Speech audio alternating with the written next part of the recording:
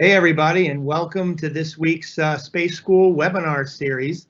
I'm AJ Zambetti. I'm standing in for Nancy today to guide you through our topic. No more buffets, now what? We're all in trouble, no more buffets. So what we're going to talk about is the challenges that buffets are facing and how they're pivoting to stay alive, and what are the solutions that are helping, and what's the future of buffets look like.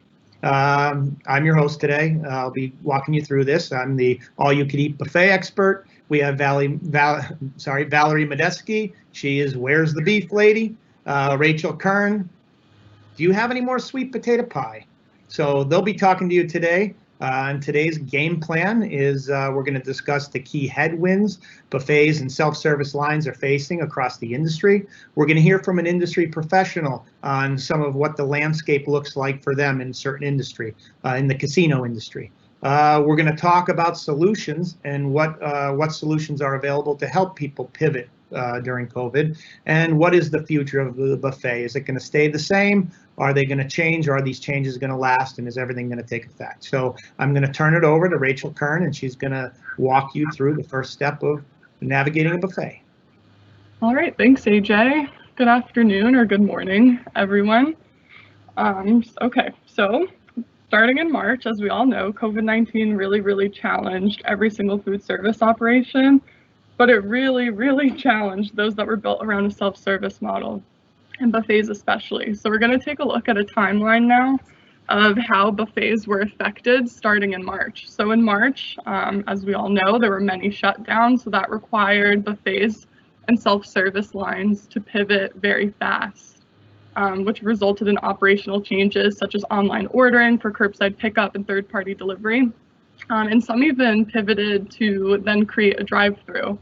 Now, this was a challenge for buffets. If you think about a traditional QSR, you think about a pizza place, if you attended our webinar from 2 weeks ago, you'll know that they didn't really struggle as much with COVID.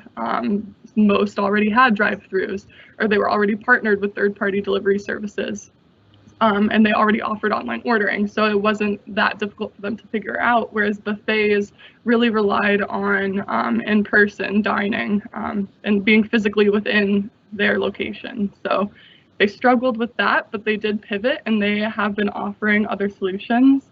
And now we move to May, okay, so when things started to open up, and they were doing inside dining with social distancing. That brought about new operational changes. So if you were allowed to go inside and eat, you had to be socially distant. So they had socially distant self-service. They altered and changed to cafeteria-style serving. There was family-style serving, where a server would actually bring large portions to a particular table. And then there was also grab and go. And now, as we move into December, we've been seeing a shift back to protocols that were instated in March. And particular self-service locations are shutting down again, so depending on your geography. So we'll kind of maybe see a shift back to where we were in March, but it is important to point out that many locations are doing a combination of these operational changes, and it's not just one. So not one size fits all, and there is no one perfect solution. So Val's going to go over a few specific examples of what buffets are currently doing. Alrighty, well, thanks, Rachel. So now we're going to talk a little bit about how different segments are handling the challenges facing buffets. So first up, we have our traditional restaurant buffets, such as Golden Corral. And then since Golden Corral has locations all across the US, they have adapted different models based on different state laws. So some locations have implemented curbside pickup, some have created drive-thrus, and some have even partnered up with third-party delivery services. Okay. Some locations are even offering in-person dining, but in a new way. You know, some locations are making people stand 6 feet apart in line. Some locations have implemented a cafeteria-style approach, and some are even going with the family-style approach that Rachel just spoke of, where they bring the large servings to your table and you and your family share it. And then here are some pictures of actual Golden Corral locations. You know, some have expanded their seating options to outdoor dining, and then there's also a picture of the famous 6 feet apart stickers on the floor for customers that are going to be actually going up to the buffet. Next, we have our casino buffets. Casinos are known for their lavish buffets. I mean, if you've been to Vegas and you've seen some of those buffets, I mean, they're beautiful buffets. So since COVID hit in March, most casino buffets have not reopened since they simply don't have the volume to sustain those costly buffets. It's most likely that casino buffets will implement similar methods that Golden Corral is currently using once they do decide to reopen, such as the cafeteria style or a traditional waiter-waitress approach. But since both these methods require higher overhead costs, it is likely that they'll have to skinny down their menu offering and really just concentrate on a handful of higher quality food items. And then next, we had the opportunity to have an interview with an industry professional, and he's going to shed some more light on the topic of casinos and buffets in the COVID era. Hey guys, Val Vanetsky here with Metro, and today I have a special guest with me, Scott Godby. He is the Food and Beverage Director at Mohegan Sun and Casino and Resort in Wilkes-Barre, PA. He so kindly agreed to be the guest star on our No More Buffets, Now What webinar. So I just want to kick off the interview and ask you, Scott, to give everybody a brief introduction to yourself and a background of you in the industry. Beautiful. Hello, everybody. My name's Scott Godby, as she stated, Director of Food and Beverage for Mohegan Sun Pocono. I've been in the casino business since 2005, from Missouri, Ohio, Louisiana, and then here now in Pennsylvania. So I've been with Mohegan now for 2 years. Awesome. So when COVID hit in March, what happened to the 2 buffets that you do have in the casino? So our 2 buffets closed down immediately when COVID happened. One of our buffets was under construction. The other one, as COVID started ramping up, we just made the decision to not open it, just due to some of the safety and the CDC and different things that were coming out. Makes sense. Okay, so how has the buffet service model changed since COVID with the 2 buffets that you do have in the casino? And if it hasn't changed yet, do you have plans, and what are they? We have had some very detailed discussions with the marketing team when it comes to the coupon flow, and then also we as the operations to decide, and being in the business since 2005, have a lot of contacts, networks throughout the country. And so right now our buffet is just on hold. We do have a tentative date time frame to open it in Q2 of next year, but that really just depends where we're at with this pandemic, so to speak of. And then when you do reopen it, are you going to open it the same way that it was? Everybody gets in line and scoop up their own food, or do you have a new way to service customers that are going to be going to the buffets? So when we reopen it, we've ultimately decided to approach it potentially 2 different ways. Mm-hmm. One would be very, I hate to say cafeteria style, but in a sense cafeteria style, to where the cook behind the line, plexiglass, would put on a plate or a tray what the guest is inquiring. We've also discussed doing something to where when a guest sits down, they get a paper menu, and then they would mark the selections that way. That's what they would have for the day. We've and then as far as operationally, we've talked to about do we skinny it down with less proteins but more higher quality proteins and starches, just trying to have that balance, because I think casinos are always known for a grand buffet and having lots of variety, and so we want to keep the guest experience positive, but we also just have to adjust to this. Mm-hmm. Do you foresee traditional buffets ever making a comeback, or do you see these permanent changes here to stay? The discussions that we've had is we believe that these permanent changes and adjustments will be in place for quite some time. So whether that's 2 years from now, 10 years from now, but the true buffet self-service, we really don't see coming back for quite some time. Okay, awesome. Well, I just want to thank you for taking the time today to talk to us. I'm sure all this information you provided us with will be helpful, and I hope you have a great rest of your day. Absolutely. Thank you for allowing me to join the call. Thanks, Scott. Bye. Bye-bye. Okay, another segment trying to figure out the buffet style service are hotels. So many hotels serve continental breakfast with make your own waffle or omelet stations. Hotels also have to pivot, and some hotels are prepackaged items. You have to go back, Rach. Yep. Some hotels are prepackaging items, both hot and cold, and going with the grab and go approach. So in this picture, on the left, we have a sleek looking grab and go piece of equipment, which is great for your upscale hotels. And then we also have an image of prepackaged sandwich and breakfast burritos for your more budget friendly hotels.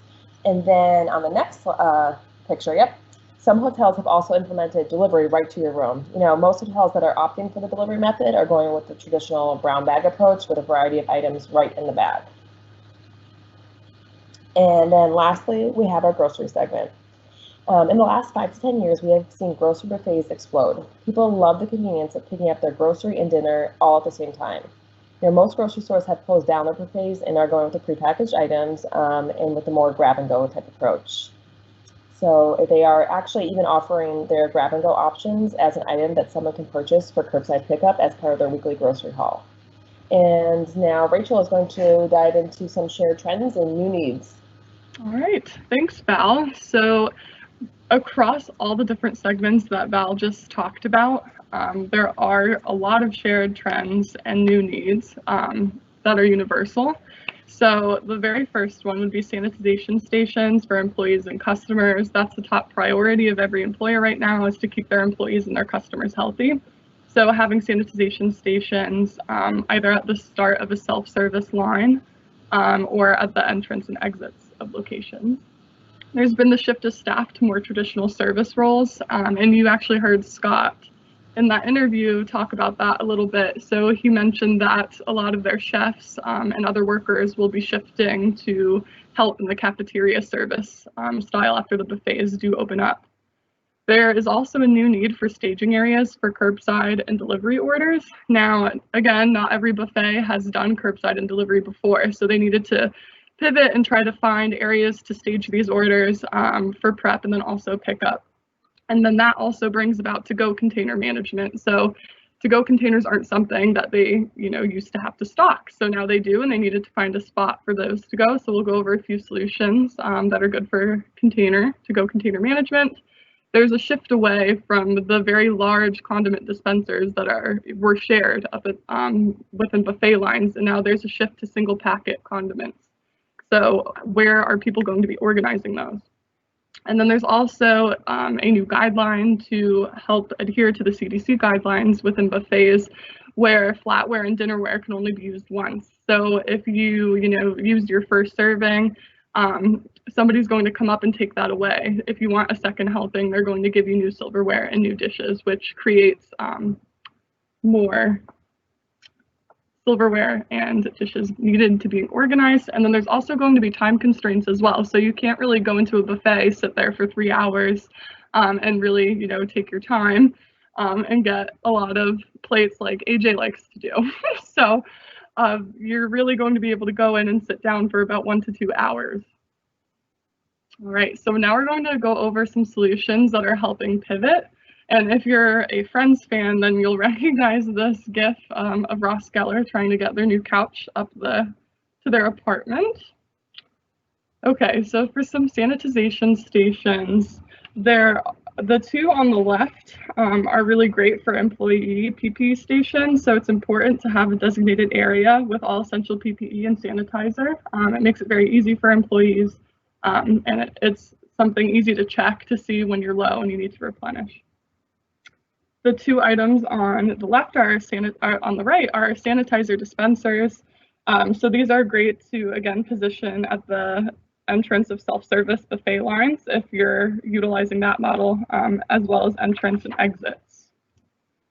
Moving on to order prep, staging, and pickup. We have an awesome solution. Starting on the left, it's our order staging cart. So if you're, assembling to-go orders, this is a nice unit that keeps everything right within arm's reach.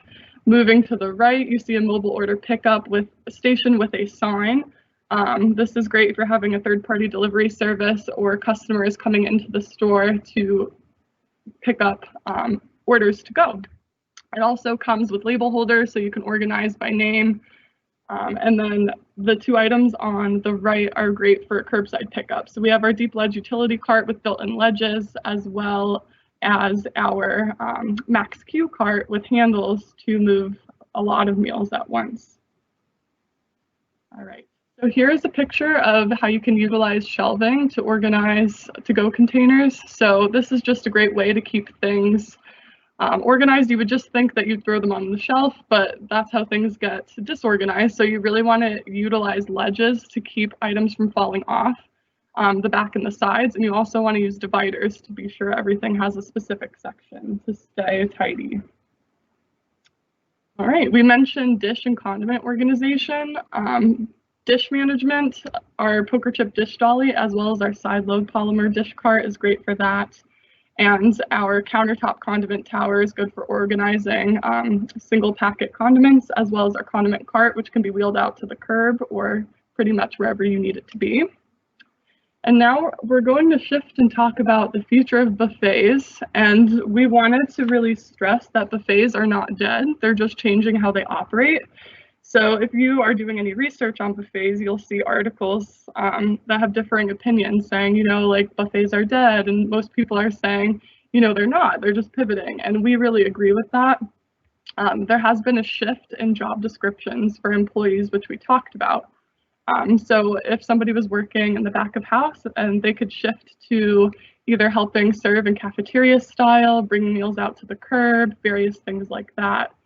And as we mentioned, there was pivots due to CDC guidelines that people have been instating, such as disposable paper menus or digital menus, time constraints, sanitization stations, single packet condiments, as well as one-time use flatware and dishware. And not to forget shields as well, which is going to be a staple. Now, these pivots are something that we're going to see for the foreseeable future. They're not just going to vanish away overnight. And the last thing we would really like to reiterate is that one size does not fit all. And maybe what one location is doing right now, it's not what they're going to be doing tomorrow, and it may not be what they're going to be doing next week. So it's important to remain flexible. And now I'm going to pass it back over to AJ, and he'll go over a few of our next upcoming webinars. Thanks, Rachel, and awesome job, Val and Rachel. Very well done. Thanks for everybody for staying tuned to our webinar. The next webinar, sign up, don't miss out. It's the rise of the chicken. So that's a great one. So that'll be a really, since chicken's really fast growing in those QSRs, so that'll be a good one to attend. You can check the link below to register if you haven't yet. Also check your email. I'm sure you'll be getting an email about it. If you have any questions, feel free to reach out to Nancy. Even though I'm taking over presenting this for you, you could still email her all of your questions, no matter how small or how trivial or how annoying they are. She wants every single one of them. So fill up her email box with that. So we'll have a nice day, and thank you very much for attending. See you next time.